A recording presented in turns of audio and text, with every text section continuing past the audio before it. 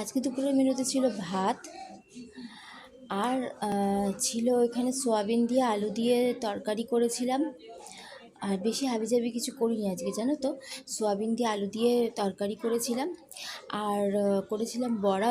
মুসুর ডাল ভিজিয়ে রেখে দিয়েছিলাম, তো মুসুর ডাল ভিজিয়ে বড়া করেছিলাম। তো ওই মুসুর ডালের বড়ার ঝাল করেছিলাম। আর এখানে আলু দিয়ে বড়ার তরকারি করেছিলাম। প্রথম দিকে তো বড়াগুলো হালকা একটু মানে কালো কালো টাইপের হয়ে গেছিলো। এদিকে ছেলেকে পড়ানোর ছিল, এদিকে রান্নাটাও করার ছিল। আর আজকে রান্নাটা অনেক সকাল সকালই হয়ে গেছে, আমার 9টার মধ্যে আমার রান্না হয়ে গেছে। তো তোমাদেরকে দেখানো হয়নি, কিন্তু আজকে সকালবেলা টিফিনে ভাত ফাত আর কেউ খায়নি।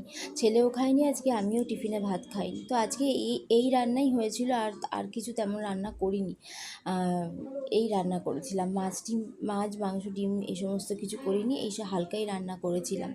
তো আজকের লাঞ্চের মেনুটা কেমন লেগেছে তোমরা কিন্তু অবশ্যই কমেন্ট করে জানিও। ওকে, তো চলো টাটা।